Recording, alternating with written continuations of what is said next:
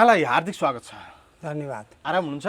आराम। रामचन्द्र खनाल रानी महल ऐतिहासिक पुस्तकको यहाँ लेखक हुनुहुन्छ। राजनीतिमा विशेष चर्चामा रहेका केही ऐतिहासिक घटनाहरू स्मरण गर्नेछौँ। त्यो विषयवस्तुलाई यहाँले मेहनतापूर्वक लिपिबद्ध गर्नुभएको छ र यो पुस्तकलाई साझा प्रकाशनले बजारमा ल्याएको छ। विषय प्रवेश गरौँ।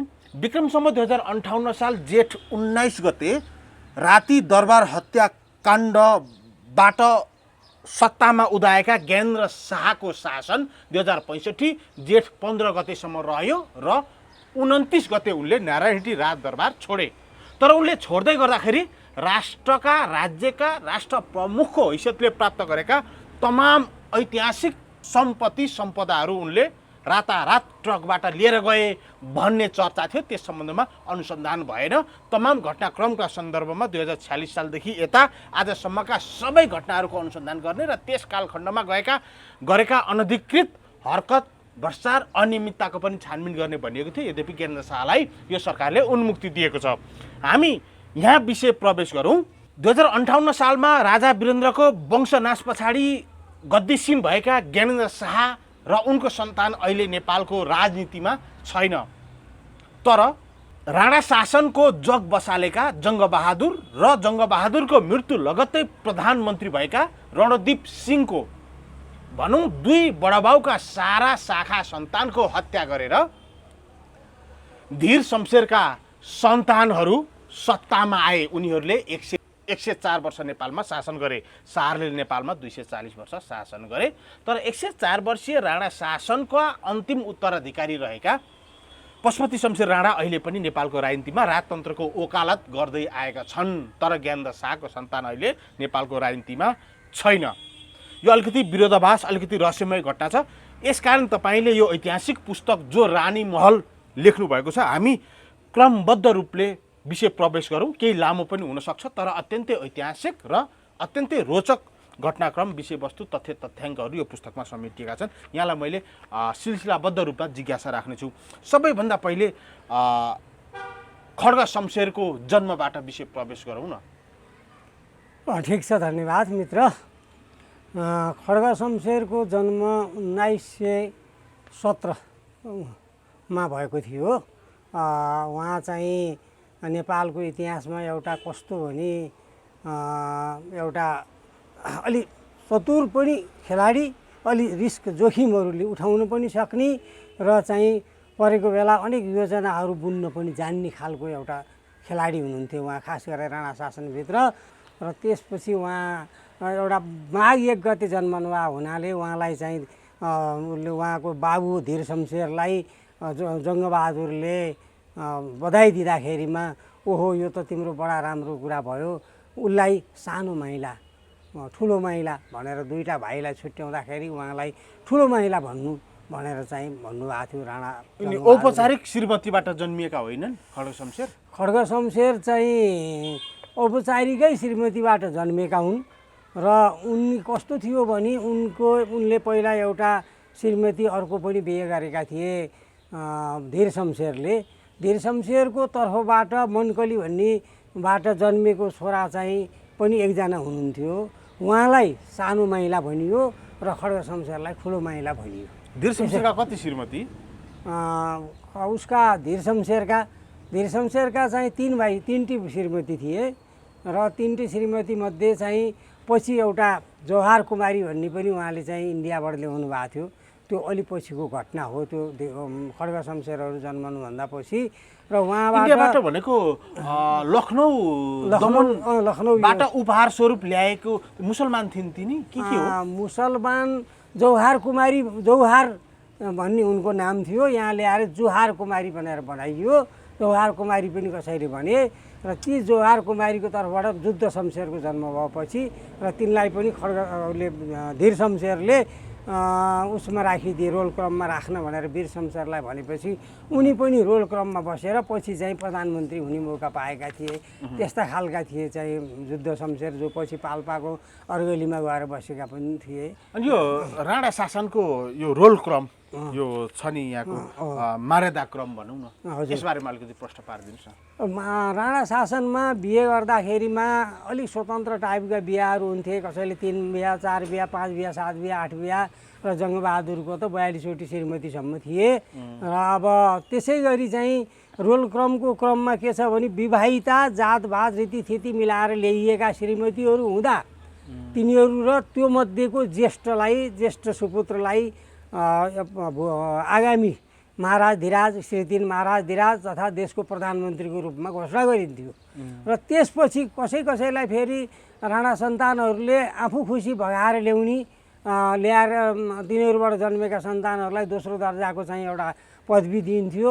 र कुनै चाहिँ अब राम्रा असल सेवा चाकरी गर्ने चाहिँ नोकरानी अथवा चाहिँ एक प्रकारले दरबारको सेविका चाकरी गर्ने महिलाहरू चाहिँ पनि त्यहाँ हुन्थे। ती पनि रूपवान, कोही चलाक, कोही बाठा चाठा पनि हुन्थे। उनीहरूबाट जन्मेका सन्तानहरूलाई भर्याङमुनि जन्मेका सन्तान भनेर भनिन्थ्यो। र त्यसरी भर्याङमुनि जन्मेका सन्तानहरूलाई एबिसीमा सी क्लासमा राखिन्थ्यो उनीहरूलाई। खास गरेर त्यसमध्ये पनि जातभात मिलेको छ भने अलि माथि पनि राख्न सकिन्थ्यो। र जातभात रीतिथिति अलिक नमिलेका खालका रहेछन् भने उनीहरूलाई अलि तल्लो सी क्लासतिर पुर्याइन्थ्यो। कस्तासम्मलाई जात मिलेको मान्थे? अब जस्तो अब सामान्यतः राणाहरूले आफूलाई कुँवर राणाहरूले आफूलाई क्षेत्रीय मान्थे र क्षेत्रीय वंश अन्तर्गतका जातभात रीतिथिति मिलाएर बिहा गरिएको छ भने र ती अब जेठी महारानी हुन्, जेठी रानीलाई महारानी भन्ने चलन थियो।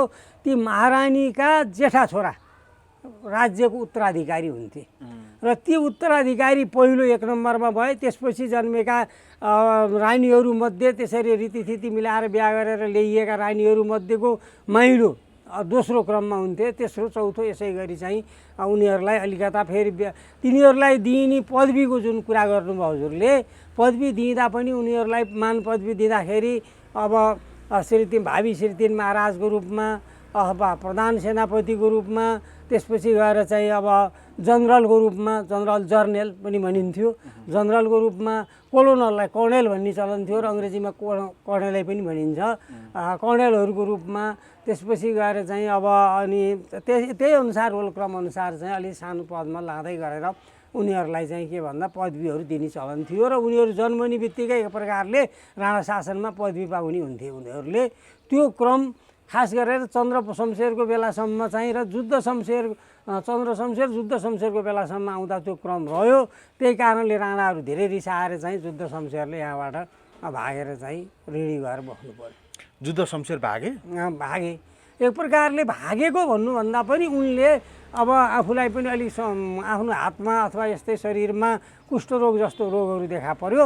त्यसले गर्दा उनले के गरे त भन्दा आफ्नो सत्ता चाहिँ आफ्ना नजिकका हकदारलाई बुझाएर उनी त्यहाँ गएका हुन्। राणा शासनमा विवाह परम्पराको चलनको बारेमा खड्ग शमशेरकै विवाहको सन्दर्भमा हजुर त भएका अलिकति किस्सा पनि रोचक, यो आजको समाजलाई त अत्यन्तै थप रोचकै हुनेवाला छ, त्यो बताइदिनुहोस् त। असाध्यै राम्रो प्रश्न सोध्नु, धन्यवाद छ।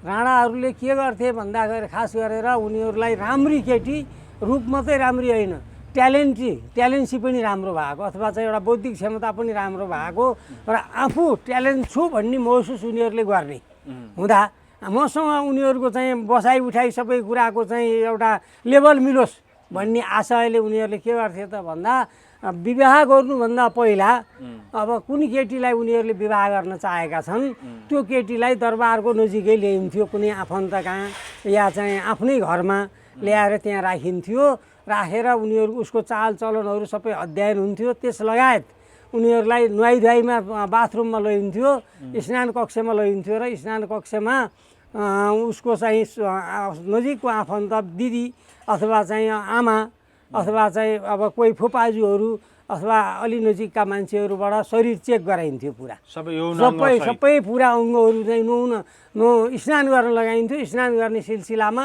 राम्रोसँग माडेर राम्रोसँग चाहिँ धोऊ भनेर त्यहाँ विभिन्न किसिमका जडीबुटीका चाहिँ जडीबुटीहरू लगाएर अनि राम्रोसँग सफा पनि गर्न लगाउने र त्यो सफा गर्ने सिलसिलामा त्यहाँ नोकरनीहरूबाट शरीरका अङ्गभङ्गहरू पनि सबै चेक जाँचहरू हुन्थे पुरै। र त्यो कोही नमिलेका, कोही बाङ्गा, कोही चाहिँ अलिकता टेढामेढा अथवा चाहिँ दुबी यस्तै पोतो केही छ कि शरीरमा कतै त्यो चाहिँ भोलि महारानीको रूपमा अथवा रानीको रूपमा पेस हुँदा पनि उसको हाइट वेटदेखि लिएर सबै राजासँग सुहाउँदो मिल्दो इत्यादि अङ्गभङ्गहरू पनि राम्रो भएको, फेसन गर्दा पनि भोलि चाहिँ त्यो फेसन लगाएको पनि सुहाउने खालका यस्ता नानीहरू चाहिँ रोजेर अनि पछि तेल मालिस गर्न लगाइन्थ्यो। फेरि त्यसपछि तेल मालिस गर्न लगाउने सिलसिलामा उनीहरूलाई प्रायः शरीरमा वस्त्रविहीन बनाएर अनि वस्त्रविहीन अवस्थामा सबै शरीरको पुरा अङ्गहरूमा उनीहरूले चाकडी गर्ने त्यतिखेरका चाहिँ नानीहरूले एक प्रकारले भने धाइहरूले के गर्थे त भन्दाखेरि सबै शरीरका अङ्गहरूमा पुरै तेल गर्नुपर्छ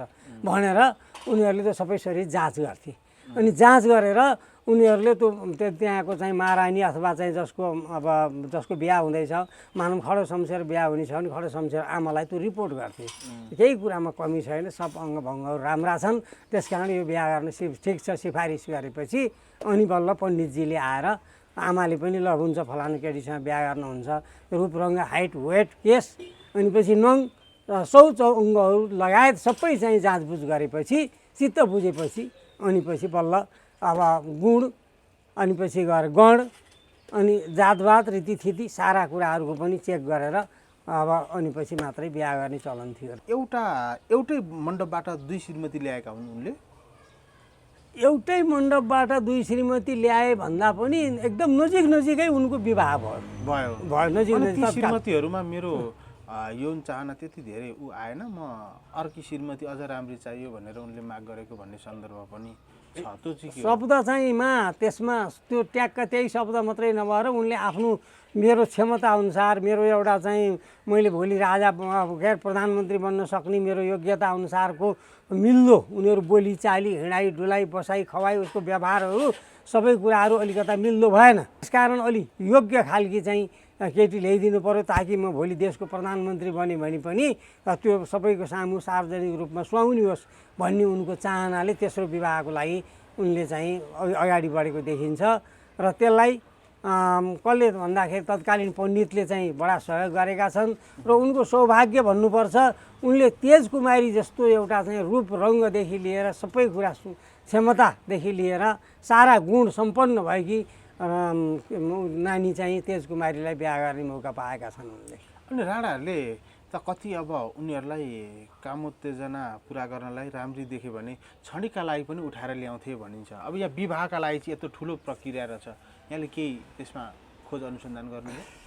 अब जङ्गबहादुरको 42वटा श्रीमती थिए र उनले जारी पनि तिरेका थिए अर्काको श्रीमतीलाई जारी पनि तिरेर अब अनि ल्याएका थिए। त्यस कारणले त्यो हिसाबले त जङ्गबहादुर जस्ता शक्ति सम्पन्न व्यक्तिले अरूका छोरी बुहारी अथवा चाहिँ श्रीमती अरूका अथवा उसको चाहिँ विधवाहरू पनि बिहा गरेको देखिन्छ। जङ्गबहादुरले मात्रै होइन अरू राणाहरूले पनि अनि हजुर राम्री आकर्षक र चाहिँ उनीहरूले चाहिँ अब सार्वजनिक रूपमा पेस गर्दा फेसन रूप रङ्ग सबै चाहिँ अरूको लागि आकर्षक देखिने खालको हुनु पर्थ्यो इत्यादि कुराले त्यो भएको छ। र एउटा कुरा यहाँ जन्मको संस्कारको सिलसिलामा तपाईँले सायद चाहिँ त्यहाँ बिचमा भन्दै छुट्यो पनि होला। जन्म संस्कारको सम्बन्धमा चाहिँ एउटा कुरा के छ भने त्यो सुतक परेको बेला अथवा जब बच्चा जन्मेको बेला सुत्केरी सनद भन्ने थियो त्यतिखेर। के खुवाउने सुत्केरीलाई के राज्यले बजेट निकासा गरेर राणा खानदानमा जो जन्मिए पनि सुत्केरी सनद अन्तर्गत व्यवस्था थियो त्यहाँ। अब मासु अथवा घिउ मह त्यसपछि सुत्केरी मसला पनि जेठी कान्छी अथवा राम्रा नराम्रा अब खालका चाहिँ मसलाहरू अब खानपिन त्यसपछि सेवा चाकडीको लागि नोकरनीहरूको थप व्यवस्था दासदासीहरूको अथवा धाइहरूको थप व्यवस्था र उनीहरू राम्रो रहनका लागि रानीहरू राम्रा रहन् भन्नका लागि यथासम्भव स्तनपान गराइँदैन थियो त्यस बेला पनि। त्यति बेला स्तनपान नगराइने र चाहिँ अब तत्काल एकछिनलाई त अलिक गाह्रो हुन्थ्यो, नत्र पनि उनीहरूको एकतिर यता चाहिँ राजदरबारमा ल बच्चा जन्मने भयो पैदा हुने भयो भनेपछि सकेसम्म अर्कोतिर चाहिँ त्यस्तै चाहिँ क्रियाकलाप भएर भोलि धाइआमा बन्न योग्य मान्छे पनि तयार गरिन्थ्यो दुध खुवाउनुको लागि। अब त्यहाँसम्मको हुन्थ्यो होइन, तर त्यो व्यवस्था पनि थियो धाइआमा भनेर त्यसरी चाहिँ नियुक्त गरिन्थ्यो र जसले स्तनपान गराउन सक्थे, धाइको काम गर्न सक्थे, सेवा सुश्रूषा गर्न सक्थे, उनको सरसफाइ गर्न सक्थे, त्यो व्यवस्था चाहिँ पहिला प्रचलनमा थियो। जङ्गबहादुरको निधन र त्यस घटनाक्रममा भएका षड्यन्त्रको सन्दर्भ अलिकति स्मरण गरौँ न। जङ्गबहादुरको निधन चाहिँ यहाँ राजधानीमा नभएर पत्थरघट्टा भन्ने ठाउँमा भएको थियो र त्यो तामाङ बस्ती नजिकै थियो र त्यहाँ चाहिँ रानीहरू पनि साथै गएका थिए र सिकारको सिलसिलामा उनी गएका थिए र उनलाई एउटा सक परेको थियो कि हात्तीको सक परेको थियो र एकजना चाहिँ कर्णेलले उनलाई बाघको आक्रमणबाट बचाएका थिए। बाघको आक्रमणबाट चाहिँ बचाएको र उनलाई चाहिँ अलिकता त्यो बाघदेखि डर लाग्ने त्यो रोग थियो, एउटा समस्या सिर्जना भइसकेको थियो। त्यस कारण सेतो बाघ भन्ने पुरुषोत्तम शमशेर डायमन्ड शमशेरले लेखेका छन् है। उनमा एक प्रकारको शक थियो र त्यो सकको कारण उनी चाहिँ शिकार आरक्षमा गएका थिए र शिकारको शक हुनाले त्यसलाई शिकारबाटै मेट्नुपर्छ, शिकार मारेरै मेट्नुपर्छ, त्यसबाट उनमा कन्फिडेन्ट डेभलप होस् भनेर उनी त्यहाँ गएका हुन्। र त्यो कुरा जब उनलाई चाहिँ त्यहाँ शिकारको सिलसिलामा त्यहाँ तामाङ बस्तीमा बस्दा अब उनको मनोरञ्जनको सिलसिलामा एउटा चलन के पनि थियो राणाहरूको त्यहाँ मनोरञ्जनको सिलसिलामा जङ्गबहादुरहरूको भने उनी एउटा ठुलो पोखरी अथवा तलाउ अथवा यस्तै चाहिँ राम्रो ताल भएको ठाउँमा जान्थे उनीहरू। राम्रो ताल भएको ठाउँमा जान्थे र त्यहाँ ओल्तिर पल्तिरका नानीहरू राम्रा रूपवतीहरू जम्मै अथवा यहाँबाट लगेकाहरूलाई जम्मा गर्थे र उनीहरूलाई जङ्गलको बिचमा चाहिँ को तालमा लैन्थ्यो र अरूलाई त्यहाँ नजिकमा प्रवेश निषेध थियो र उनी राणाहरूले नै ती नानीहरूलाई पनि चाहिँ वस्त्रविहीन अवस्थामा पुर्याएर चाहिँ अनि पौडी खेलेर आफू पनि सबै पौडी खेलेर मनोरञ्जन लिने त्यस्तो खालको पनि थियो। अब उनको निधन पछाडि सत्ता हत्याउन भएका खेलको सन्दर्भमा अलिकता चाहिँ के भने हजुरले भन्नुभयो निधन चाहिँ अब त्यस्तै रगत छाड्ने गर्ने समस्याहरू भएपछि त्यहाँबाट तत्कालै उनलाई अलिक अर्को ठाउँमा लान खोजियो। लाने क्रममै बिचमा कता चाहिँ उनको फ्याट्टै निधन भयो त्यो जङ्गलमै। भइसकेपछि त्यहाँबाट के गरियो भने उनको निधन त्यहाँ भयो। त्यहाँ त्यो बेला छोराहरू पनि साथमा थिएनन्। राज्यको प्रतिनिधि एउटा प्रदेशको प्रधानमन्त्री महाराज श्रीतिन महाराजको निधन चानेचुनी हुने कुरा पनि भएन अथवा त्यसको अन्त्येष्टि क्रिया चानेचुनी हुने कुरा भएन। त्यो लाई बचाउनका लागि पहिला सर्वप्रथम उनको लास बचाउनका लागि रुख काटेर डुङ्गा जस्तो बनाएर त्यहाँमा तेल अब हिनाहरूदेखि लिएर चाहिँ त्यो नसड्ने औषधिहरू राखेर उनको लास त्यहाँ बचाएर राखियो र नसडोस् भनेर बचाएर राखिसकेपछि यता चाहिँ जगत शमशेर मार्फत चाहिँ अब त्यतिखेर तत्कालीन अब हर्ताकर्ता हुन त महाराज चाहिँ रणदीप सिंह हुनुहुन्थ्यो, वैभव सिंह थियो। अब उहाँको हर्ताकर्ता चाहिँ धीर शमशेर कहाँ त्यो खबर आइपुग्यो। आएपछि त्यहाँ आउने सरसल्लाह भयो। सरसल्लाह भएपछि तीनजनाको बिचमा खास गरेर जगत शमशेर, खड्ग शमशेर जगत शमशेर, धीर शमशेर र अनि पछि रणदीप सिंहको बिचमा सल्लाह भयो। अब अनि जगत शमशेर र त्यो तीनजनाको बिचमा सल्लाह भयो। जगत शमशेरलाई सेनापति दिने र चाहिँ अब उनी पश्चिम चाहिँ कमान्डर हुने धीर शमशेर र चाहिँ रणदीप सिंह प्रधानमन्त्री तथा श्रीतेन हुने सल्लाह मिल्यो भित्री रूपमा। तर त्यहाँ खेल भइरहेको थियो भित्री सत्ता सम्बन्धी सञ्चालन थियो र खास गरेर धीर शमशेर खलक र जङ खलक भन्नाले जङ्गबहादुरका अरू छोराहरू। एउटै बाउका छोराहरूमा यो किन यो जस्तो जङ्गबहादुरलाई जङ्ग खलक भनियो, धीर शमशेरका छोराहरूले सबै सखापै पारा मारिदिए अनि तिनै जङ्गबहादुरका भाइ धीर शमशेरका सन्तानलाई चाहिँ फेरि शमशेर खलक यो के हो? यो त्यहाँ कुरा के भएको छ भने नाम राख्दाखेरि जङ्गबहादुरको नाममा जङ्ग बहादुर थपियो, कुँवर लेखियो उनको। धीर शमशेरको लागि के लेखियो भन्दा धीर शमशेर लेखियो। जङ्गबहादुरको खलकलाई जङ खलक, धीर शमशेर खलकलाई चाहिँ के भनियो त भन्दा शमशेर खलक भनियो खास गरेर। दाजुका सन्तानलाई जङ्ग खलक, भाइका सन्तानलाई शमशेर खलक। तर जब चाहिँ हजुरको त्यो भइसकेपछि तिनटाको सल्लाह पनि भयो। त्यहाँ व्यापक अब एक प्रकारले सत्ताको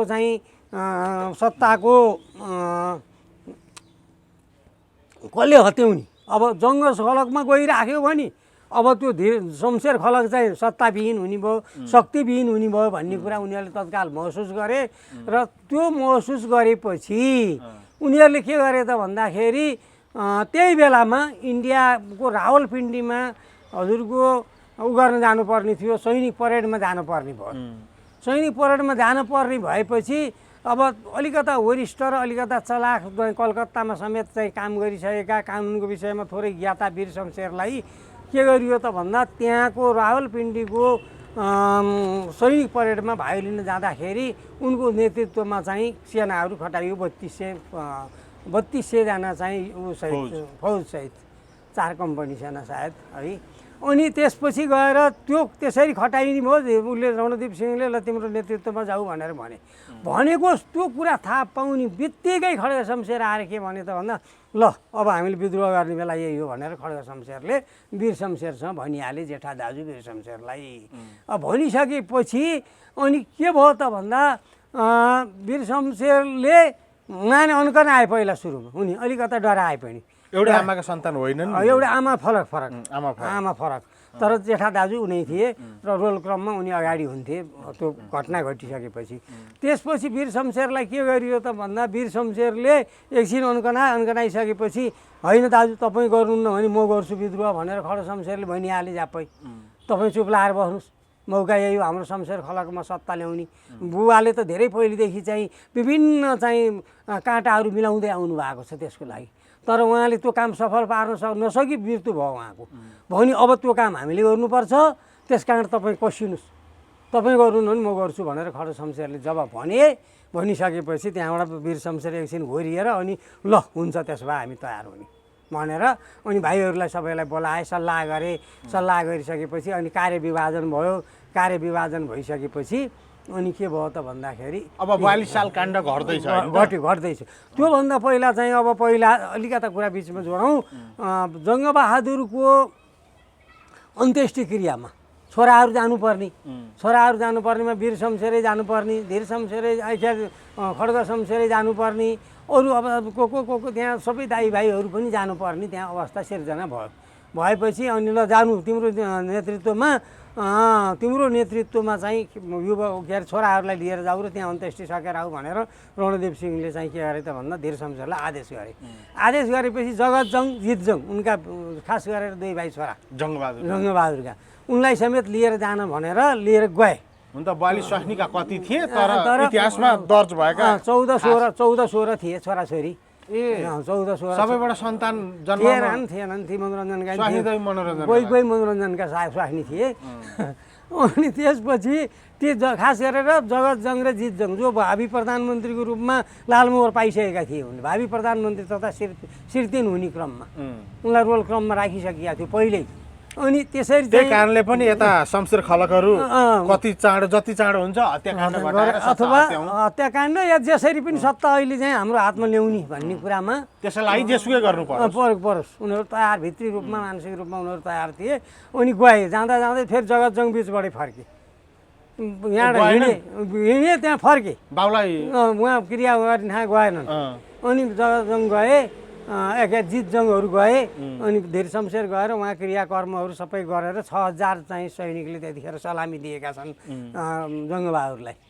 त्यसरी दिएर अनि पछि उहाँ क्रियाकर्म सकेर अनि यहाँ आएपछि फेरि त्यो अहिलेको घटना मैले जोडेँ। उनीहरूले क्रिया छोरोले नगर्दा पनि हुँदो रहेछ। अहिले क्रियाको सिलसिला कस्तो छ राजपरिवार र राजदरबार अथवा चाहिँ तपाईँको राजसत्तामा हुनेहरूको भने उनीहरूको सट्टामा ब्राह्मणले गरिदिए हुने, उनीहरूले क्रिया गर्नु नपर्ने। त्यो ब्राह्मणलाई बढी प्रायोरिटी र एउटा काट्टो भन्ने एउटा शब्द जुन छ त्यो किन चाहिँ बढी प्रायोरिटी र किन भयो भन्नु होला भने राजाको चाहिँ प्रतिनिधि भएर उसले चाहिँ क्रिया गरेर चाहिँ पार लाउँदाखेरि राजाको प्रतिनिधिको रूपमा त उसले धेरै पाउने भयो नि सुविधाहरू, धेरै थप पुरस्कार भनौँ त्यसलाई अथवा दान भनौँ, उसले धेरै पाउने भयो। त्यहाँ त्यो धेरै पाउने चिज र एकैपालि क्रिया मात्रै गर्न पर्दाखेरि अब कयौँपति हुने भयो, धनपति हुने भयो।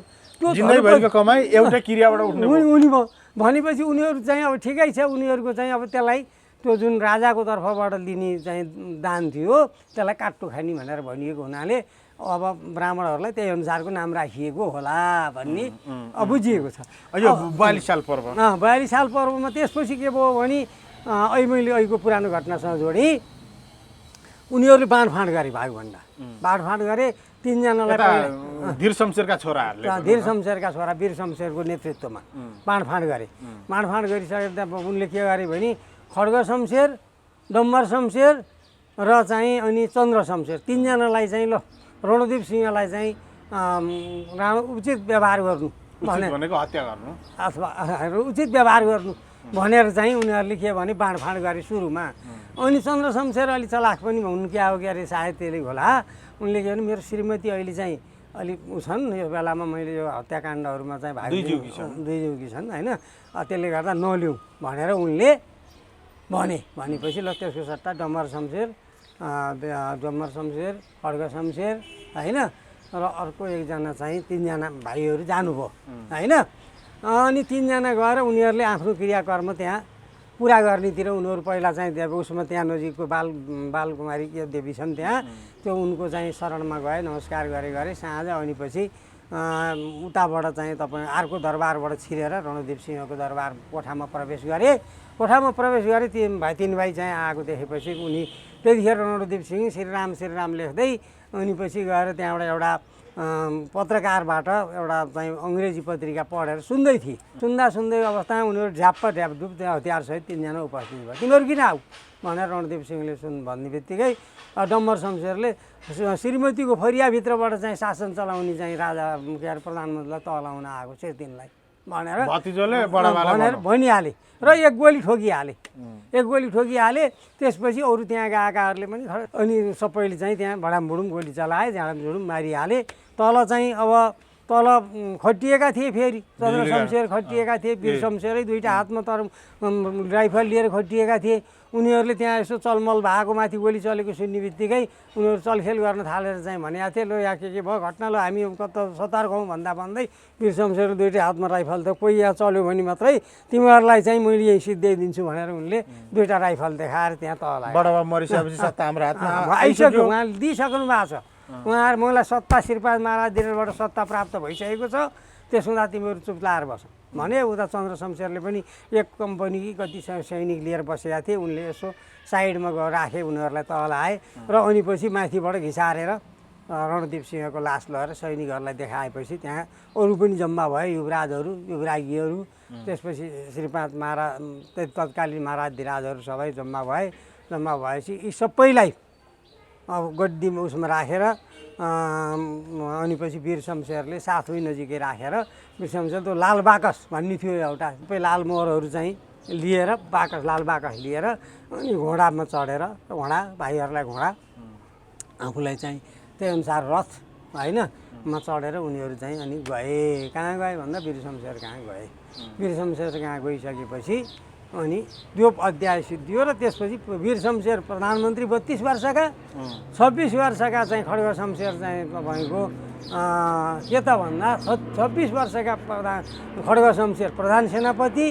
अनि त्योभन्दा माथिल्लो रोल क्रममा हुन्थ्यो डम्बर शमशेर परेका छन् जेठा हुनाले, तर त्यो प्रभावकारी पद चाहिँ खासै थिएन। अनि पछि त्यहाँबाट अरू त्यही क्रमले चाहिँ अरू अब भनौँ न विभिन्न पदको अब जर्नल कर्नेलदेखि लिएर के पदहरू दिनुपर्छ सबै बाँडफाँड भयो त्यहाँ होइन त। बाँडफाँड भइसकेपछि त्यो बेलाको शासन सत्ता सबभन्दा कान्छो शासन सत्ता देशको, यो अहिलेको सत्ता होइन, कान्छो, त्यो बेलाको कान्छो। 32 वर्षका प्रधानमन्त्री तथा श्री 3 महाराज भएका छन्, अनि त्यो कान्छो कि अहिले 36 वर्षको कान्छो। त्यस कारण त्यो बेलाको सबभन्दा जेन्जी भन्दा पनि त्यस्तो चाहिँ बनेपछि सत्ता चलाउँदै जान थाले। त्यो बेला एउटा कुरा के भयो भने ब्रिटिस राजदूतावास नेपालमा थियो। ब्रिटिस राजदूतावासले के भन्यो भने होइन, यो त त्यहाँको रेकर्ड अनुसार जङ्गबहादुरको छोरो चाहिँ जेठो प्रधानमन्त्री हुनुपर्नेमा किन चाहिँ फलानु प्रधानमन्त्री भयो भनेर क्वेसन चाहिँ उनीहरूले गरिदिए। गरेकोमा यहाँका चाहिँ जङ्गखलकहरूले अथवा जङ्गखलको सट्टा शमशेर खलकले के भने त भन्दा हामी सबै जङ्गबहादुरकै सन्तान हौँ, त्यस कारण चाहिँ हामी सबै जबरा लेख्छौँ, हामीले उहाँको चाहिँ सम्मानमा अब आजदेखि हामी सबै जबरा लेख्छौँ भनेर यहाँ खबर पठाइदिए। उनीहरू पनि चुप लाए। त्यही बिचमा चाहिँ केही मान्छेहरू हत्या गरे, त्यसैको सम्मानमा उसको नाम जोडिदिए, जसको हत्याबाट उनीहरू अहिले सत्ता कब्जा गरिरहेका आइरहेथे। जसलाई त नभनौँ ठ्याक्कै उनका सन्तानहरूलाई पनि त्यसपछि केही सन्तानहरू मारिए, केही भगाइए। जङ्गबहादुरका सन्तान त सबै हत्या गरिदिए होइन, भेटेका थिए। उनीहरूले आफ्नो हातमा शक्ति चाहिने जतिको मान्छेको हत्या गरे, नचाहिनेलाई अब ठिकै छ मिलेर बसुन् भनेर राखे। यसरी चाहिँ अनि जसलाई जसको हत्या गरेर सत्ता हत्याए त्यसैको नाम आफ्नो थर पछाडि पनि लेख्दै आए, अहिलेसम्म पनि लेख्दै छ। अनि त्यो लेखेको किन अरे भन्दा सम्मानका लागि, त्यो अचम्मकै सम्मानका लागि र आफ्नो सत्ताको हामी फलानाकै निरन्तरता हो भन्ने देखाउनुको लागि।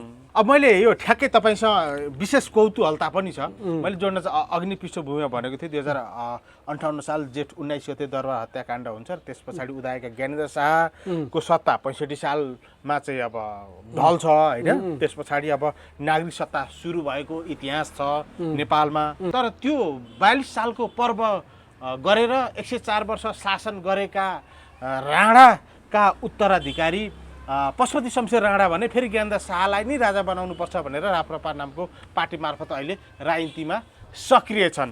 एउटा अलिकति मैले यसलाई अन्तिममा हामी फेरि पनि यसलाई विशेष रूपमै मन्थन गरौँला तपाईँका पुस्तकका विषयवस्तु सँगसँगै क्रमशः। मैले अब यहाँबाट फेरि क्रमशः अगाडि बढौँ न।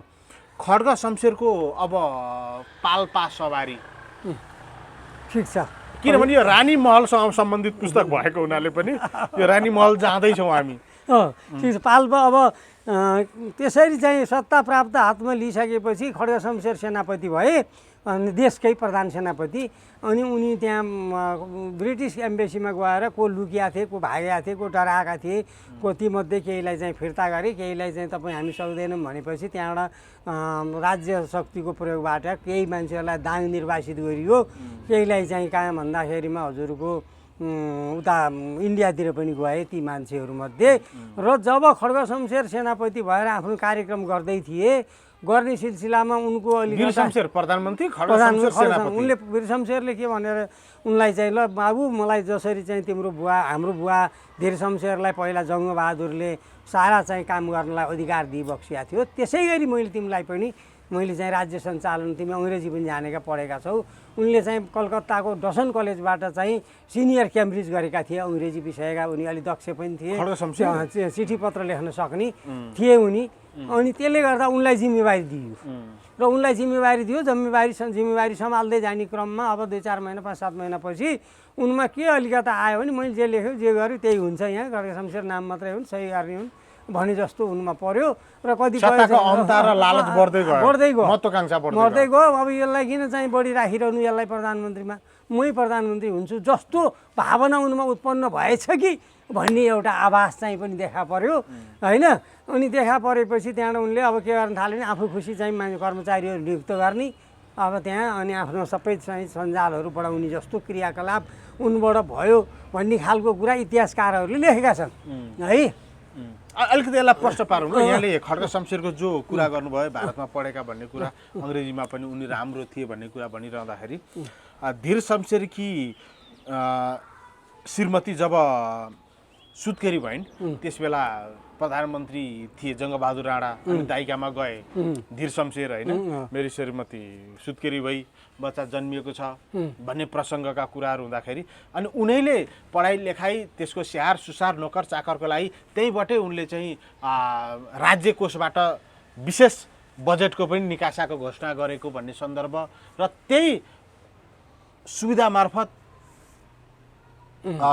पढाइ लेखाइ पुरा गरेका खड्ग शमशेरकै रणनीतिमा तिनै जङ्गबहादुरको सन्तानको समूल नष्ट गरेर उनीहरूले शासन सुरु गरे होइन त। अब यो खड्ग शमशेरको उनलाई मात्र भनेर भन्न त अलि नहोला, 17 भाइ धीर शमशेर खास गरेर शमशेर खलकले अब त्यो परिस्थिति त्यतिखेर पहिला अब पढाउने बेला त त्यो थिएन, शुभकामनाको चाहिँ त्यो काम थियो, त्यो शुभ कार्य थियो। हाम्रा छोरा नातिहरू अब अङ्ग्रेजहरूसँग हाम्रो सम्पर्क छ, हामी अङ्ग्रेजहरूका नजिकका मान्छे हौँ, त्यस कारण अङ्ग्रेजी फरेर जान्ने हुनुपर्छ, सिपालु हुनुपर्छ, उनीहरूसँग पत्राचार गर्न, बोल्न, कुराकानी गर्न, हिँड्न डुल्न सबमा हाम्रा चाहिँ मान्छे चलाक चम्बु बाठा हुन् भन्ने उनको चाहना थियो। त्यही अनुसार उनीहरूलाई त्यतिखेरको तत्कालीन अङ्ग्रेजहरूले आफ्नो लागि खोलेका कलेज, अङ्ग्रेजहरूले इन्डिया हुँदा आफ्नो लागि खोलेका कलेज कलकत्तामा लगाएर चाहिँ उनीहरूले खड्ग शमशेर र चाहिँ चन्द्र शमशेर दुईटालाई चाहिँ पढाउनु पठाएका थिए है। त्यहाँ अङ्ग्रेजहरूले खोलेको उनीहरूले आफ्नो लागि खोलेको कलेजमा राणाका सन्तान पनि पढ्न, उनीहरू त नजिकका मान्छे थिए, यिनीहरू राणाहरू नजिकका मान्छे थिए अङ्ग्रेजका भन्ने मानिन्छ। अब कतिसम्म चाहिँ अब उनीहरू नजिकका थिए र टाढा थिए त्यो दूरी चाहिँ मैले अहिले बताउन सक्दिनँ। तर त्यस कारण उनीहरू सुरुमा कलकत्ता आएर चाहिँ कलकत्ताबाट सुरु गरेका हुन् नि त अङ्ग्रेजहरूले त। इन्डियामाथि प्रवेश गर्ने काम त कलकत्ताबाट सुरु भएको थियो। त्यो बेला उनीहरूका सन्तानहरूलाई पनि त त्यहाँ पढाउनु पर्थ्यो। हुन त राणाहरूलाई चाहिँ त्यही अङ्ग्रेजकै शक्तिको आडमा राणाहरूले यो जानिया शासन निरङ्कुश शासन एउटा राज्य लुटकै एक तहको आजको भाषामा भन्नुपर्दा त्यो तहको शासन गर्न सम्भव रह्यो भन्ने कुरा पनि छ। अब खड्ग शमशेरको पाल्पा सवारीको ठ्याक्कै अब पाल्पा सवारी हुनुभन्दा पूर्व जब चाहिँ उनले आफू खुसी चाहिँ खालका निर्णयहरू गरेर चाहिँ सत्तामा आफ्नो पकड बनाउने प्रयास गर्दै गए खड्ग शमशेरले, त त्यो कुरा जब उनलाई मन परेन, वीर शमशेरलाई मन नपरिसकेपछि उनी एक दिन आफ्नो शक्ति प्रयोग गरेर उनले खड्ग शमशेरले नियुक्त गरेका कर्मचारी जति निष्कासन गरेर आफ्ना मान्छेहरूलाई त्यहाँ भर्ना गरे। भर्ना गरिसकेपछि चाहिँ अलिकता उनी खुन्सिन, उनको अथवा चित्त दुख्ने काम सुरु भयो खड्ग शमशेरको। मलाई चाहिँ मैले गर्दाखेरि यहाँ यिनी सत्तामा आएका हुन्, मैले वीर शमशेरलाई शङ्का भयो खड्ग शमशेरले यसो गर्दैछ, म विरुद्धकै षड्यन्त्र हिजो बडाबाको जे हालत भयो त्यहाँ पो पुर्याउनु हो कि भन्ने चिन्ताको कुरा हुनसक्छ भन्ने उनले त्यस्तो पनि हो कि भन्ने चाहिँ सोचाइ उनमा उत्पन्न भएको जस्तो कुरा आउँछ। र त्यसो भइसकेपछि अनि खड्ग शमशेरलाई चाहिँ उनले नियुक्त गरेका जब कर्मचारीहरू उनले हटाइसकेपछि खड्ग शमशेर भित्रभित्र त उनी चुर हुने कुरा भइहाल्यो, भित्रभित्र चुर भए। अनि पछि त्यहाँबाट उनले के गरे भने उनले पनि भित्री योजना बनाउन सुरु गरे अलिअलि। त्यही सिलसिलामा केही चाहिँ अब त्यहाँ दाजुभाइहरूलाई पनि नजिकमा ल्याए उनले, केही मामाहरू आफन्तहरू, त्यसपछि विष्णु दिव्यश्वरी भन्ने एउटी छन् त्यहाँ, उनलाई पनि उनको पनि सहयोग लिएर गरेर अब एक दिन चाहिँ के गरे भने यो जुद्ध शमशेरको भात चलाइदिने कुरा आयो। एउटा भात चलाइदिने कुरा पनि छ यहाँ। जुद्ध शमशेरको कुन प्रसङ्गमा के कारणले किन जुद्ध शमशेरको पनि भात चलाइदिने। अर्को एकजना चाहिँ के भन्दा उसको खड्ग शमशेरले चाहिँ पालेका भाइ थिए अथवा संरक्षक भएका भाइ थिए एकजना, है शेर शमशेर होला सायद, है कि सबै अलिक बिर्सिन सक्छ। अनि त्यसपछि चाहिँ उनको भात चलाइदिने भनेर उनले दरबारमा थापाथैली दरबारमा बोलाए, वीर शमशेरलाई निम्तो दिइसकेपछि उनी जान भनेर चाहिँ तयार भए, सबै कुरा घोडासोडा रक्षकहरू राखेर निस्कँदा गेटमा निस्कँदाखेरि फौज सिंह भन्ने एकजना चाहिँ उनको हजुरियाले बाटो हातले चाहिँ यसो गरेर बाटो छेके किन भन्दा जहाँ जसले बोलाए एउटा सोधपुछ कुरै नबुझी जाने भनेर उनले चाहिँ वीर शमशेरलाई रोकेपछि के हो कुरो भन्दा आज चाहिँ मैले राम्रो खबर सुनेको छैन, त्यहाँ चाहिँ अब कुनै खालको षड्यन्त्र पनि हुनसक्छ भन्ने खालको आशयको कुरा उनले गरे ती फौज सिंहले। भनेपछि उनी फर्केर दरबारमा आए वीर शमशेर। फर्केर दरबारमा आइसकेपछि होइन एकजना भाइको भात चलाइदिनु पर्ने, एकजनाको चाहिँ वर्तमानमा भिक्षा दिनुपर्ने जस्तो कुरामा म चाहिँ अब मलाई निम्ता छ, म नजानु त भएन, म जेठो दाजु पनि हुँ सबै हिसाबले, म राज्यको प्रतिनिधिको रूपमा म त जानुपर्छ त्यहाँ भनेपछि फेरि आफ्नो चाहिँ नजिकको मान्छेलाई चाहिँ त्यहाँ त्यो सुरक्षाको व्यवस्था राम्रो बनाउने तरिका मिलाएर अनि पछि उनी गए त्यहाँ, होइन गइसकेपछि चाहिँ उनी जब गएपछि त्यहाँको भात चलाउने चलनमा एउटा कुरा के थियो भने अघि भात खाँदाखेरि अब खास गरेर ब्राह्मण क्षेत्रीयहरूमा चौको एउटा चलन थियो, चौको भन्ने तपाईँलाई पनि थाहा होला। चौको भनेको सिँढी जस्तो, तर त्यति अग्लो होइन, छोटा साना यसो पाट छुट्टिएका। दरबारमा पनि त्यो त्यतिखेर उनीहरूको थियो, राणाहरूको पनि थियो त्यो दरबारमा पनि। अनि त्यहाँबाट त्यो चौकामा उसलाई माथि राखेर अथवा त्यहीसँगै राखेर भात खुवाइदिएपछि त्यसको भान्सो चल्यो। यो जुद्ध शमशेरको किन उसो नचल्ने चाहिँ किन भएको थियो? ऊ जवाहर कुमारीको छोरा हो। भातै नचल्ने? अब उनी भात नचल्ने भन्नाले मान्छे आशीर्वाद पाएर भात चलाइएछ, चलाइने चलन थियो त्यतिखेर। अलिकति सम्बन्ध राम्रो नभएको भएदेखि त भात नचलेको सम्बन्ध नराम्रो भन्ने भन्दा पनि उनलाई अब इन्डिया ल्याइएकी थिए नि उनी, होइन ल्याइएकी। अब उनी चाहिँ अब कुन खालकी हुन् महिला, अलिकता हाम्रो हिन्दू परम्पराबाट बाहिरकी महिला हो भन्ने कुरा भएको हुनाले होइन अब उनलाई एउटा हाम्रो संस्कारसित बिसाउनुको लागि भात चलाउने एउटा प्रचलन थियो त्यतिखेर, चलाइयो। अनि त्यहाँबाट भात चलाएर भात भान्सामा खाना खाँदै चाहिँ लो खड्ग शमशेर त छैनन् अरे भन्ने खबर आयो त्यहीँ। उनीहरू खाँदैछन्, खड्ग शमशेर छैन भन्ने खबर उनका चाहिँ यसो जासुसहरू नजिककाले ल्याए पनि उनले खाना खाँदै थिए। त्यसपछि एकछिनपछि अर्कोले फेरि होइन मूल ढोका चाहिँ त्यहाँ बन्द गराइयो अरे घरको भन्ने खबर आयो। निस्किने ठाउँ छैन, मूल ढोका बन्द गरायो। मूल ढोका बन्द आयो, त्यहाँभित्र त जे पनि गर्न मिल्ने भयो भन्ने सोचाइले होला, अनि पछि त्यहाँबाट उनी खाँदै उठेर त्यतिखेर पटुका बाँध्ने चलन थियो, राणा प्रधानमन्त्रीले पनि पटुका बाँध्दै होइन। अनि उनी चाहिँ त्यहाँ गएर त्यहाँ ढोका खोल भनेर चिच्याए तुरुन्त उनले, मूल ढोकामा गएर अनि ढोका खोल भनेर चियार चारैतिर चाहिँ अरू मान्छेहरू त्यहाँ यताउता परिचालन भएपछि ढोका खुल्यो अनि बग्गी चढेर आफ्नो दरबारमा गए र अब यो खबर चाहिँ के भयो भने अखडा शमशेरले त थाहा नपाउने कुरै भएन अनि उनले थाहा पाएपछि उनलाई अब भयो अब मलाई यहाँ बस्नु छैन अब यहाँ म पक्का लोहेटिरी भएँ मेरो दिन सिद्धियो भन्ने भयो भएपछि त्यसको चाहिँ अब एक हप्ता जति झन्डै एरियाको भित्र उनलाई फेरि बोलाइयो दरबारमा वीर शमशेरले बोलाउनु पठाए घोडा चढेर उहाँ गएपछि वीर शमशेर माथि चाहिँ उसमा दरबारको माथिबाट अनि त्यहाँ उनलाई सिपाहीहरूले चाहिँ चारैतिरबाट घेरा हाले वीर शमशेरका सिपाहीहरूले घेरा हालिसकेर चाहिँ अनि पछि उनलाई एक प्रकारले राजीनामा उनले दिए अथवा राजीनामा गराइयो है कसलाई खड्ग शमशेरलाई सेनापतिबाट राजीनामा गराइयो र चाहिँ त्यहाँबाट माथिबाट यसो सिँढी उसमा बसेर भोलि केही कतै हानिहाल्दा भन्ने डर पनि हुँदो सायद भने तिमी चाहिँ के भने अलि तिमी धैर्य भएको मान्छे रहन्छौ तिमीमा धैर्य रहन्छ अब त्यत्रो दाजुभाइ सबै मिलेर हामीले चाहिँ यो सत्ता प्राप्त गऱ्यौँ अब अहिले आएर तिमीले अब मै दाजुमाथि पनि तिमीले दागा सुरु गरेछौ कि जस्तो मलाई लाग्यो अब त्यसो हुँदा तिमी यहाँ नजिक तिमीलाई राख्न सकिने भएन तिमी चाहिँ ठाडा हर्का खाँची जाऊ पाल्पाको नजिकै पाल्पाबाट 16 किलोमिटर टाढा गएर बस त्यहाँ तिमीलाई व्यवस्था हुन्छ भनेपछि त्यहाँबाट पहाडको बाटो पोखरा पाल्पा हुँदै ठाडा पुर्याइयो र उहीँ त्यहाँ बसे होइन अर्घाखाँची जिल्लामा पर्ने त्यहाँबाट केही समयपछि फेरि उनलाई पाल्पा ल्याइयो र उताबाट चाहिँ अब उनको काम सिद्धिएपछि पाल्पा ल्याउँदाखेरि यताबाट फेरि रानी तेजकुमारी सहितका 3टी रानीहरू उनका छोरा नातिहरू यहाँबाट बाणबन्ज्याङ अनि पछि गएर तपाईँको तल उहाँ के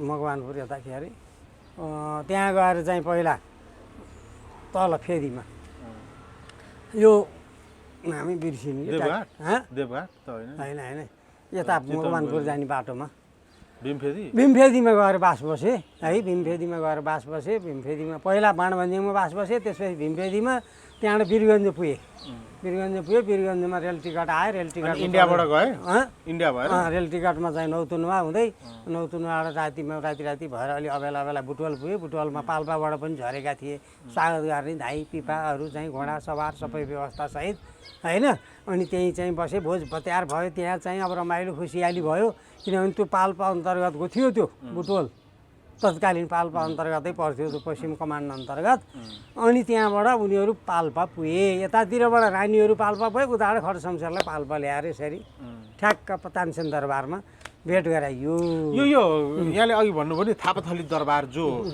वीर शमशेर त्यहाँ खाना गएका थिए जुद्ध शमशेरको भात चलाउने प्रसङ्गमा अर्को एकजना भाइको व्रतबन्धको देख्दिन अनि त्यो खड्ग शमशेरको दरबार थियो त्यो खड्ग शमशेरलाई बसोबास गर्न दिएको थियो त्यो अहिले पनि छ त्यो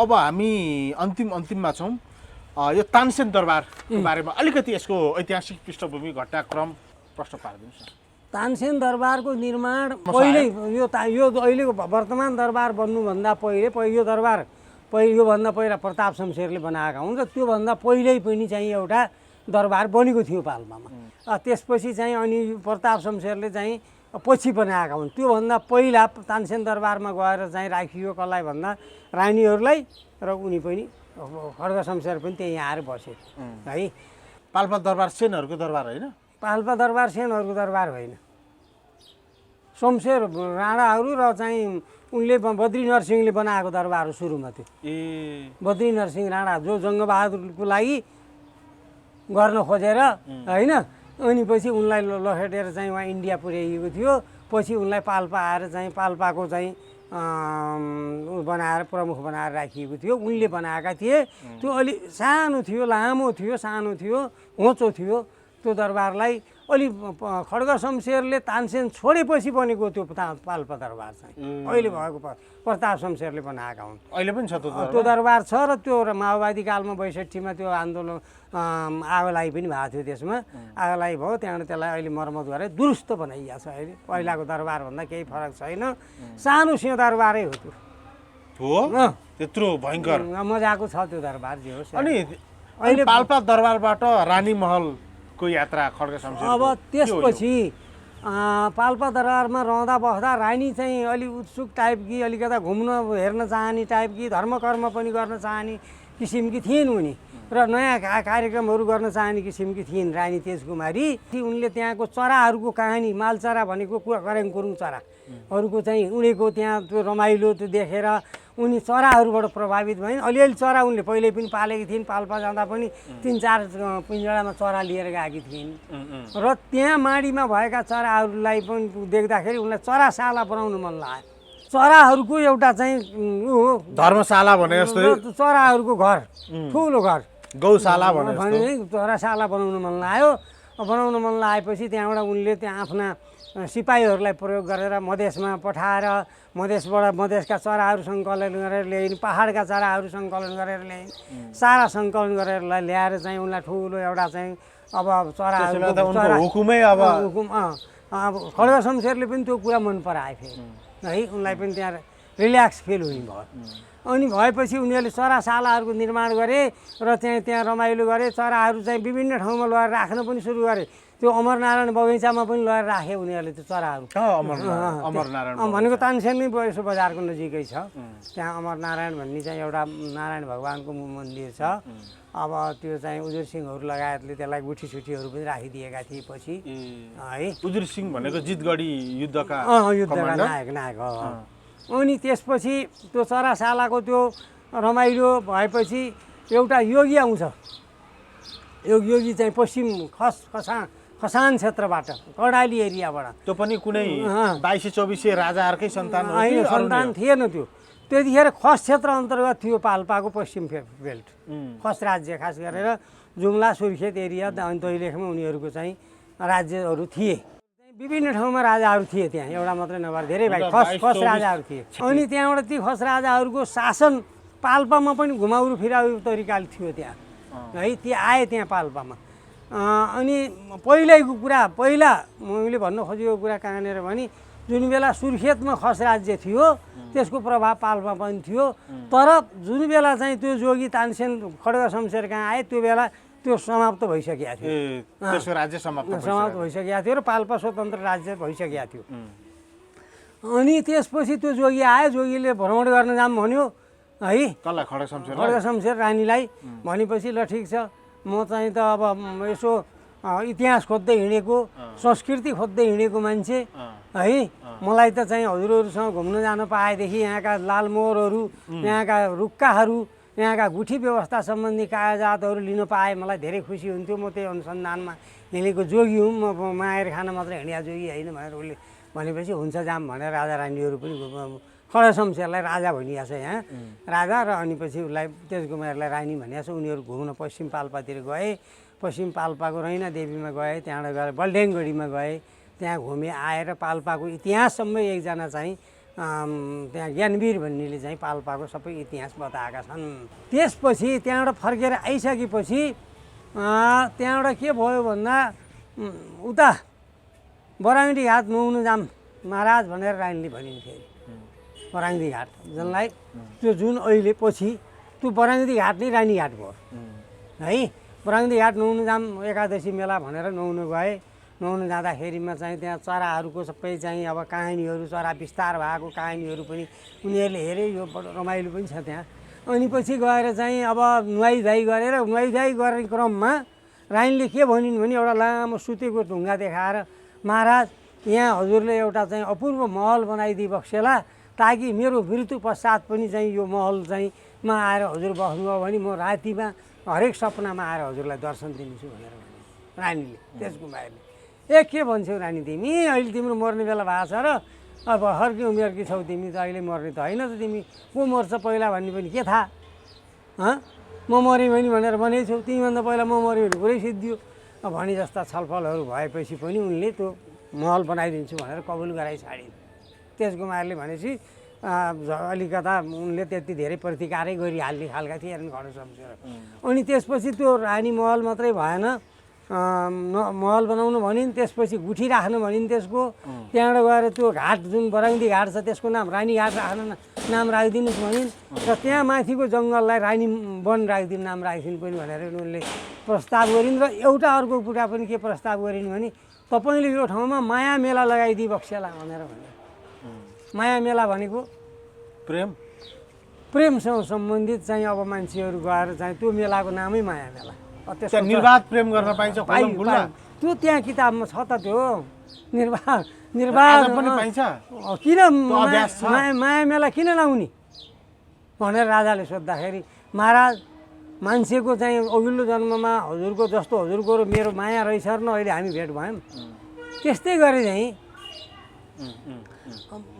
जति पनि मान्छेहरूको विवाह 7 जन्मसम्म चाहिँ पुरानो माया प्रेम भएको पुरानो चाहिँ श्रीमान श्रीमती भएकाहरूको बिहा भइरहन्छ भनेपछि उनीहरू कसैसँग माया छ भने त्यो बस्न त पाउनु पर्यो नि महाराज। मायाको त अटुट सम्बन्ध हुनुपर्छ भनेर तर्क दिएकी छन् रानीले। अघिल्लो जन्ममा प्रेम थियो भने यो जन्ममा पनि फेरि हुन्छ त्यसैसँग भन्दा राजाले त ओहो त्यसो भए त अर्को अब त बिहा गर्नलाई त के अर्को जन्ममा त केटी खोज्नै नपर्ने भयो आफै हुने रहेछ भनेर पनि उनले जवाब दिएका छन्। र त्यसरी 4वटा कुरा कबल गराएकी हुनाले उनले जब कबल गराइन् अनि तिनीहरू त्यसपछि राजा रानीहरू सबै फर्केर गए तानसेन है। त्यसपछि उनीहरू लुम्बिनी गए फेरि के भयो भने वीर शमशेरले ल त्यहाँ चाहिँ तिमी जाऊ त्यहाँको सेनाहरू लिएर जाऊ र अनि पछि जर्मनहरू आउँछन् जर्मन डाक्टर फोरर सहितका जर्मनहरू आउनेछन् त्यहाँ उनीहरूसँग मिलेर हाम्रो सेनाहरूको चाहिँ पनि लेबर कस्टमा सहयोगमा अथवा खन्ने कामहरूमा चाहिँ सहयोग गर्ने अरू आवश्यक पर्यो अरू मान्छेहरू पनि हायर गरेर त्यो लुम्बिनीको अशोक स्तम्भ पत्ता लगाऊ भनेर चाहिँ अनि उनीहरू फेरि बुटवलतिर गए। राजा गए रानीहरू सत्यवती मेला सकेर उनीहरू पाल्पा फर्के। अनि राजा त्यहाँ सेनाहरू सबै लिएर आफ्ना चाहिँ गरेर त्यहाँ क्याम्प खडा गरे लुम्बिनीमा गएर क्याम्प खडा गरे बसेपछि अनि पछि उताबाट जर्मनहरू आइसकेका थिए त्यहाँ आएर सँगै भेट भयो। भेट भएपछि उनीहरू अनि त्यो कहाँ छ त त्यो लुम्बिनीको अशोक स्तम्भ 1400 वर्ष पहिला जमिनभित्र घुसेको दबेको त्यो अशोक स्तम्भ त्यो पत्ता लगाउनु थियो त्यहाँ। लुम्बिनी गए जस्तो पत्ता लगाइहाल्छ भन्ने सोचेका रहेछन् जर्मनहरूले तर त्यो पुरिएको अवस्थामा थियो एउटा ढिस्को बनेर बसेको अवस्थामा थियो। त्यो कुरा उनले कसरी भने त्यहाँ वनमा काठ काट्ने उयोहरू चाहिँ कुल्लीहरू अथवा चाहिँ त्यो काठ काटेर लगेर इन्डियातिर बेच्ने स्लिपर बनाउनु दिने फर्निचर बनाउनु दिने मान्छेहरू मार्फत उनले पत्ता लगाए। त्यहाँ फलानु ढिस्कामा चाहिँ त्यहाँ छ के भन्दाखेरि अशोक स्तम्भ भन्ने त्यत्रो ठुलो स्तम्भ जमिन मुनि धसिएको पुरिएको अवस्थामा थियो। अनि त्यो तिनीहरूबाट पत्ता लगाएर त्यो ढिस्कोले पुरिएको छ यहाँ हुनुपर्छ हजुर अशोक स्तम्भ भन्ने थाहा पाएपछि अनि उनले के गरे भने जर्मनहरू आए कहाँ छ भनेर सोध्छन् मलाई त थाहा छैन सायद हजुरहरूले पढेर अध्ययन गरेर आउनुभयो होला उहाँ रामग्रामदेखि कति टाढा दूरीमा छ फोहरले डाक्टर उसले फाइयानले लगायतका यात्रीहरूले के भनेका छन् त्यो आधारमा हजुरहरूलाई थाहा होला मलाई त थाहा छैन भनेर भने खड्ग शमशेर देशको लागि नेपालीले खोलेको हो भन्ने पत्ता लगाउनुको लागि। अनि त्यहाँ त्यति भनेर उनले 2 दिन 4 दिन 5 दिन 7 दिन यता खोज्छन् उता खोसेर चाहिँ गर्छन् यताउता गर्ने हुनुपर्छ हजुर भन्ने हाँस्ने ठट्टा गर्ने अनि पछि गएर हाई हेलो भन्ने अङ्ग्रेजी जानेका अनि गरी उनले बिताइदिए। त्यो उनीहरूलाई खोतल्दै दिएनन् जुन ठाउँ हो त्यहाँ देखाउँदै देखाएर खड्ग शमशेरले नदेखाइसकेपछि अनि थाके जर्मनहरू थाकेर अब चाहिँ म त अब उनीहरू उसै खाने गर्ने पनि रेगुलारिटी हुने के अरे अनि म जब चाहिँ उनी गए आफ्नो क्याम्पमा गए क्याम्पमा उनी गएर बसेको बेला खड्ग शमशेर ल खान सबै भयो घडामबुडुम खनाएर स्तम्भ निकालिहाल्यो ज्याप्पै अनि 10 फिटको चाहिँ स्तम्भ निकाल्नु लाग्यो। त्यो खन्ने मान्छे सेना सबै धोइलिएर चाहिँ त्यो स्तम्भ निकाले तुरुन्त निकालेपछि जब निक्ल्यो अनि उताबाट बल्ल डाक्टर फुहरेर आयो। फुहरेर आएर चाहिँ फुहरेर अर्को डाक्टर वालेन भन्ने छन् उनीहरू आएपछि अशोक स्तम्भ पत्ता लाग्यो हो भेरी गुड भन्ने भयो त्यहाँ रमाइलो सबै भयो फोटोसोटो खिच्ने काम त्यसपछि चाहिँ अनि त्यहाँ अब रमाइलो कहानीहरू पनि जोडिएको छ अलिअलि अब त्यो उनलाई त्यसरी पत्ता लाग्यो अब रानीमहल एकछिन यति पत्ता लगाइसकेपछि त्यहाँबाट पायनियर भन्ने पत्रिकामा दिए जर्मनीमा चाहिँ हजुरको चाहिँ दिए समाचार दिए बेलायतबाट सोर्डले समाचार दियो बिबिसीले पनि दियो है नेपालले अमेरिका चाहिँ धेरै माथि रहेछ त्यसै बेला हैन अनि नेपालले नेपालका खड्ग शमशेर जनरल खड्ग शमशेरले पत्ता लगायो भनेर दियो। डाक्टर पछि त्यसलाई पटार्दै डाक्टर फुहररसम्म पुर्याए पोखरासम्म उनीहरूले पत्ता लगाए भन्न थाले, कतिपय इन्डियनहरूले जर्मनहरूले भन्न थाले त्यही होमा होहरू पनि बग्ने, तैपनि रेकर्डमा अहिलेसम्म पनि खड्ग शमशेरले पत्ता लगाएको हो भन्ने कुरा चाहिँ त्यो चार्ल्स एलेनले त्यो कुरा चाहिँ लेखेका छन् र त्यो ब्रिटिस लाइब्रेरीमा अहिले पनि छ त्यो कुरा है। यसरी चाहिँ नेपालले लुम्बिनीको अशोक स्तम्भ पत्ता लगायो भन्ने भयो। पछि उनीहरू अब जर्मनीहरू पनि फर्के, त्यसबाहेक अरू पनि त्यहाँका लुम्बिनीसँग सम्बन्धित र बुद्धसँग सम्बन्धित धेरै ठाउँहरू पनि उनीहरूले पत्ता लगाए, कुदान लगायतका होइन। अब अनि पछि त्यहाँबाट आफ्नो साइडतिर फर्के, अनि वीर शमशेरलाई भेट्न एउटा दूत पठाए खड्ग शमशेरले लेखेर, सबै विवरण लेखेर। त्यो दूत पठाएपछि उसले प्रतिवेदन बनाएर ल्याएको थियो, सबै बताएको त्यहाँ कहानीहरू पनि उल्लेख छ है। अनि त्यति गरेपछि उनीहरू चाहिँ अब तानसेनमै बसे, अब जर्मनहरू आफ्नो ठाउँमा गए। अब कुरा आयो अब रानी महल। अब रानीले 4वटा कबुल त गराइन् उहाँ बरङ्गी घाटमा, 4वटा कबुल गराइन्। यता उनीहरू सबै फर्के, तानसेनमा जम्मा भए। बस्दा बस्दै सानातिना चाहिँ परिघटनाहरूको पनि त्यहाँ जारीको परिघटनाहरूको पनि कहानी आएको छ। अब त्यसपछि चाहिँ अब नि पाल्पा राज्यको चाहिँ लडाइँको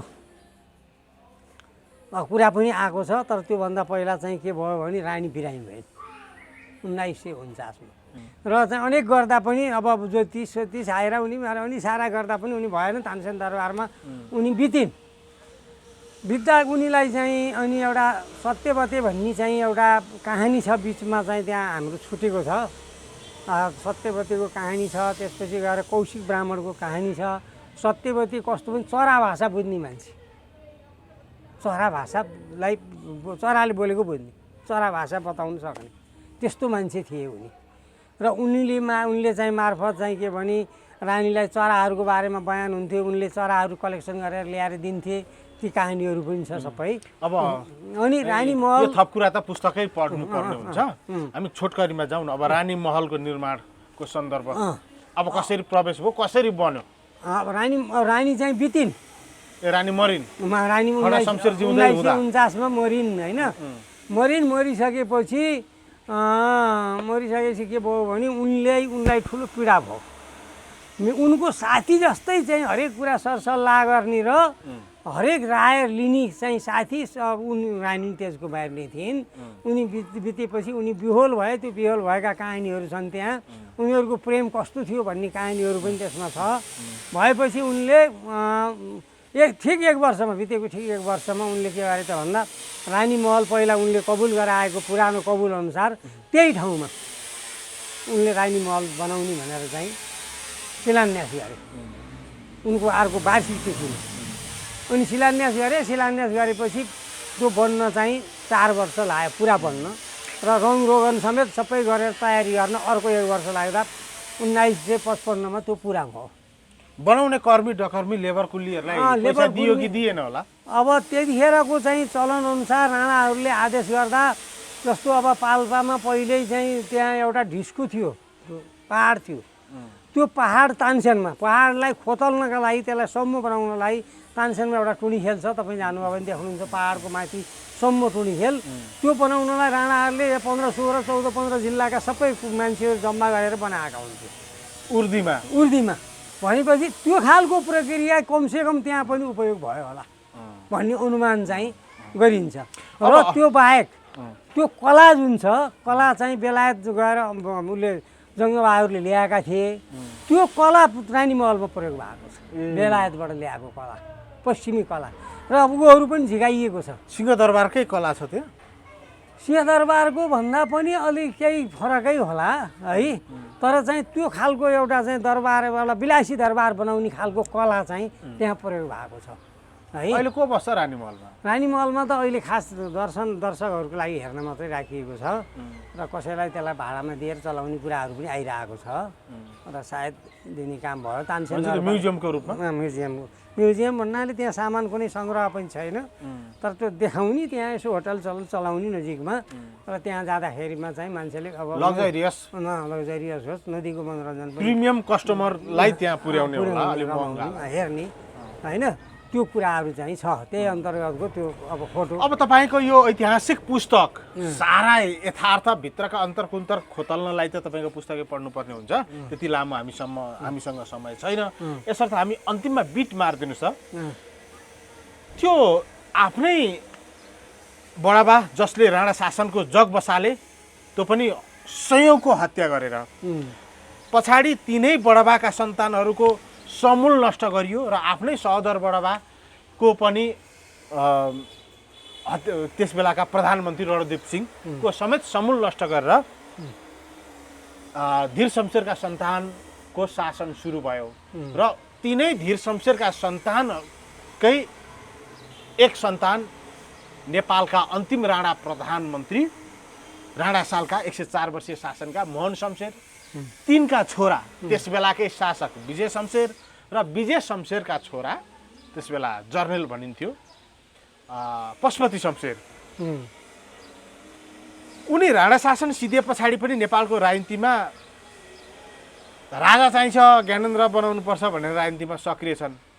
2058 सालको दरबार हत्याकाण्ड पछाडि राजा हुँदै शक्तिमा आएका र आफ्नै शक्ति उन्मादले सत्ता पलटको शिकार भएर अहिले बहिर्गमनमा परेका ज्ञानेन्द्र शाहका सन्तान भने नेपालको राजनीतिमा प्रवेश गर्न सकेनन्। के राणाहरूको जतिको नैतिक बल पनि ज्ञानेन्द्रको सन्तानमा रहेन, या योग्यता र क्षमतै नरहेर यिनीहरू राजनीतिमा आएनन्, या यी तमाम घटनाक्रमलाई मन्थन गर्दा तपाईँ के भन्नुहुन्छ? पशुपति शमशेरको नैतिक बल नरहेर हो या अन्य कुनै केही छ?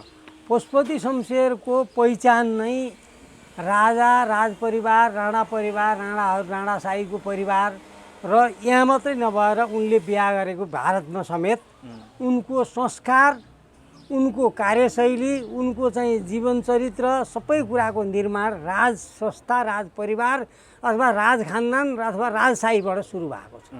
यो कुरा सबैलाई प्रष्ट छ। र एउटा कुरा के हुन्छ भने युवक अवस्थामा जे कुरा आफूले आदर्श मानेर चाहिँ पछ्याएर हिँडिएको थियो त्यो आदर्श चाहिँ पछिसम्म पनि रहन्छ। किनभने हजुरको चाहिँ 27, 28, 30, 32 वर्षपछि पुरानो जति चाहिँ पुरानो कुरा थियो त्यो केही रहन्छ र नयाँ चाहिँ मेमोरी अथवा नयाँ कुराको नयाँ सिर्जना दिमागमा त्यति बन्दैन अरे मान्छेको। अब बन्दैन भनेपछि उनी अब त्यही आदर्शमा हुर्केर आएका मान्छेले अब नयाँ आदर्श लिन सक्ने भन्ने कुरै भएन। त्यसकारण त्यो आदर्शलाई फलोअप गर्ने, ब्याकिङ गर्ने, त्यसैको पछाडि दौड्ने, त्यसैमा आफूलाई मजा मान्ने र त्यही आदर्शमा रमाउने उनको चरित्र हो भन्ने मलाई लाग्छ। रणदीप सिंह आफ्नै बडाबा प्रधानमन्त्रीको हत्या गरेर र आफ्नै बडाबा जसले राणा शासनको जग बसाले जङ्गबहादुरका सन्तानको समूल नष्ट गरेर अर्थात् उनीहरू बाँच्नकै लागि काठमाडौँ छोडेर भाग्नुपर्ने, पहिचानै लुकाउनु पर्ने अवस्था र त्यसरी उनीहरू सत्तामा आए नि धीर शमशेरका सन्तानहरू। तथापि त्यस बेलाको नेपालमा त एउटा मात्रै विदेशी कूटनीतिक नियोग थियो, एउटा बेलायती दूतावास थियो होइन। त्यसले प्रश्न गर्यो तमाम हत्या गरेर तिमीहरूको शासनको वैधता के? हत्या पनि गरिएको छ, सम्मानमा जबारा पनि लेखिएको छ। अहिले कहीँ कतै राजावादीहरूले त्यो राजा वीरेन्द्रको समूल नष्टको सन्दर्भमा खोज्दैनन्, त्यहाँ त्यो प्रमाण नष्ट गर्नलाई गरिएको भूमिकाका सन्दर्भमा खोजिँदैन। नाटकीय शैलीले दिपेन्द्रलाई हत्यारा करार गराउँदै एउटा अपत्यारिलो जो प्रतिवेदन भन्दै ज्ञानेन्द्र शाहबाट फरमानका रूपमा जारी भयो त्यसका सम्बन्धमा खोजी नीति गर्दैनन्। सामान्य आँखाले पनि त्यो प्रश्न त्यसै बेला पनि उठाइएको थियो, अहिले पनि उठिरहेकै छ। तत्कालै ज्ञानेन्द्रले घटनास्थल भत्काइदिए, त्यहाँ पनि प्रश्न गर्दैनन्। अनि राजा वीरेन्द्रको शासनकालका केही राम्रा कुरालाई राजतन्त्रको महिमा मण्डल गर्नलाई प्रस्तुत गरिरहेको भनिरहँदाखेरि खड्ग शमशेरहरूले जबरा लेख्नु, अहिलेका पशुपति शमशेरहरूले र राजावादीहरूले चाहिँ वीरेन्द्रको यो महिमा गाथा गाउनुमा उस्तै हो के भन्ने? यो एउटा के भने अँध्यारोमा बसेको मान्छेले जता उज्यालो छ त्यतै दौडन्छ भने जस्तै अँध्यारो अवस्था सिर्जना भइरहेको अथवा आफूले गल्ती गरेको, आफूले बर्बाद गरेको, आफूले दोष गरेको अथवा आफूले थाम्न नसकेको, आफूले त्यसलाई संरक्षण गर्न नसकेको कुरालाई उनीहरूले आफूले संरक्षण गर्न नसकेको र त्यसले समाजमा लाइट ल्याउन नसक्ने अथवा समाजमा आफूलाई चाहिँ थापित गर्न नसक्ने भएपछि मान्छे के को शरणमा जान्छ त भन्दा तत्कालीन अवस्थामा जे गर्दा आफू संरक्षित भइन्छ त्यही बाटो अपनाउँछ भन्ने कुरा तपाईँले पनि तपाईँको विश्लेषणबाट पनि त्यही अनुसार आयो र म त्यसमा सहमत भएँ। जस्तो राजा वीरेन्द्रको जस्तो लाइट चाहिँ ज्ञानेन्द्रको भइ नसकेको अवस्थामा उनीहरूले चाहिँ अन्त्यमा अब के गर्नु पर्यो त भन्दा राजा वीरेन्द्रलाई हामीले अथवा कसले फलानाले ढिस्कानाले भनेर त्यसको हत्याको चाहिँ दोष लिने कुरातिर भन्दा उनको राम्रो गुणगान गाएर समाजमा भएको ज्ञानेन्द्रप्रतिको चाहिँ एउटा नकारात्मक सोच त्यसलाई मेटाउनलाई वीरेन्द्रकै प्रयोग गरेर उनीहरूले चाहिँ कोसिस त गरे। तर एउटा कुरा के भयो भने राजाको रूपमा टिक्दिन भन्ने कुरा उनी गणतन्त्रबाट गलेका थिए, गणतन्त्रबाट गलेका थिए र त्यो कुरा गणतन्त्रबाट जब उनीहरू गलेका थिए भने गलेकाले उनी गलिसके राजा ज्ञानेन्द्र नै गलेका थिए भने उनका सन्तान नगल्ने कुरै भएन। ज्ञानेन्द्र गलेपछि सन्तान त स्वतः गल्ने भए र उनीहरूले फेरि गल्दा गल्दै पनि उनीहरूले आफ्नो इज्जत कहाँ देखे भन्दा भूपू राजाको रूपमा देखे। बरु नयाँ हुनुभन्दा नयाँ सांसद हुनुभन्दा जनताको अनुमोदन लिनुभन्दा अथवा पुरानै विरासतले विरासतमै मेरो हाम्रो चाहिँ इज्जत छ भन्ने उनीहरूले सम्झिरहेका छन् र त्यो यस्तो हो जस्तो तपाईँको नेपालमा सयौंको संख्यामा राजाहरू रहे, किराँतीले पनि राजा के अरे शासन गरे होइन। एलेम्बर त सबभन्दा ठुलो समय शासन गर्ने राजा हुन्। शाहहरूले पनि गरे, सेनहरूले पनि गरे, घलेहरूले पनि गरे होइन, बाहुनहरूले गरे, छेत्रीहरूले गरे। 22, 24, 46वटा राजा त हिजोसम्म थिए। ज्ञानेन्द्र शाह नै रहँदाखेरि पनि तपाईँको मुस्ताङदेखि लिएर पर्वत लगायतका देशमा चाहिँ नि 14वटा राजा र ज्ञानेन्द्र सहित 14वटा 13, 14वटा राजाहरू थिए भनिरहँदा ती सबै सयौंको संख्यामा राजा रहेका जो थिए राजाहरू थिए उनीहरू अहिले प्रतिस्पर्धा राजनीतिमा हरेक उसमा छन् नि। तर ज्ञानेन्द्रको परिवार चाहिँ किन राजनीतिमा आउन सकेन? यसको पछाडि अर्को कुनै छ, नैतिकता पनि छ कि? सर्वप्रथम राजाको कुरा प्रश्न पारौँ हजुरलाई थोरै। राजा महाराज हाम्रो तत्कालीन अवस्थामा वीरेन्द्र भनौँ अथवा ज्ञानेन्द्र पनि पछि महाराज, राजा होइन, उहाँहरू महाराज। महाराज एउटा महाराज उनलाई अरू सहायक धेरै राजा हुनु पर्थ्यो तब महाराज हुन्छ। अरू राजाको पनि राजा भएपछि नै महाराज हुन्छ। त्यसरी चाहिँ ज्ञानेन्द्रहरू अथवा वीरेन्द्रहरू महाराज भएको हुनाले उनीहरूले चाहिँ के भने राजा महाराजको रूपमा उनीहरूले आफूलाई थापित गरेका हुन्, एउटा कुरा। अर्को कुरा चाहिँ राज परिवारका सदस्यहरू पनि अब अरू त राजा मात्रै थिए, त्यो पनि लोकल रूपमा सानो रूपमा। ज्ञानेन्द्र वीरेन्द्र अथवा चाहिँ त्रिभुवन होइन अथवा चाहिँ महेन्द्रहरू त के थिए त भन्दा महाराजको रूपमा थिए। महाराजको इज्जत र राजाको इज्जत त समान हुँदैन। त्यसकारण उनीहरू राजाहरू यहाँ अहिले राजनीतिमा आए, महाराज अहिलेसम्म पनि राजनीतिमा आएनन्। छैनन् एउटा कारण मैले देखेँ पुरानै विरासत भन्दा उनीहरूलाई यसैमा हाम्रो इज्जत छ भन्ने सोचाइ छ। र कुनै दिन फेरि अहिलेका ज्ञानेन्द्रका सन्तानहरू पनि राजनीतिमा आउँदैनन् भन्न पनि सकिन्न र आइहाल्छन् भन्ने अवस्था पनि केही चरित्र जनताले मान्ने कुरा इत्यादि कुराले पनि केही न केही प्रभाव परेको होला र तत्काल जनतामा गइहाल्ला। शमशेर पनि राजाका सन्तान थिए, उनी पनि त आफ्नो विरासततिर त आकर्षितै छन् त। अब जस्तो यो भूपू लेख्ने अथवा पूर्व किन लेखिया, यो त के भने इन्डाइरेक्टली घुम्दै फिर्दै भन्यो भने यो चाहिँ हिँड्नमा हिङबन्दिया टालो हो भनेको हो कि यसको अर्थ। हस्, समय र संवादका लागि यहाँलाई धेरै धेरै धन्यवाद। र अब यहाँको पुस्तक मैले जे जति हेरेँ यो ऐतिहासिक पुस्तक र नेपाली समाजका लागि उत्तिकै महत्त्वपूर्ण पनि छ, जो इतिहासप्रति आफूलाई ज्ञात राख्न उत्सुक हुनुहुन्छ। तपाईँको पुस्तक लेखन यो कति नम्बर हो? यो तेस्रो। यहाँको सफलताको कामना गर्दै समय र संवादका लागि यहाँलाई धेरै धेरै धन्यवाद। हस्, धन्यवाद मित्र पत्रकार हाम्रो पोखरेलजी, र तपाईँको कार्यक्रम पनि सफल भइरहोस् र सबैले सराउन्।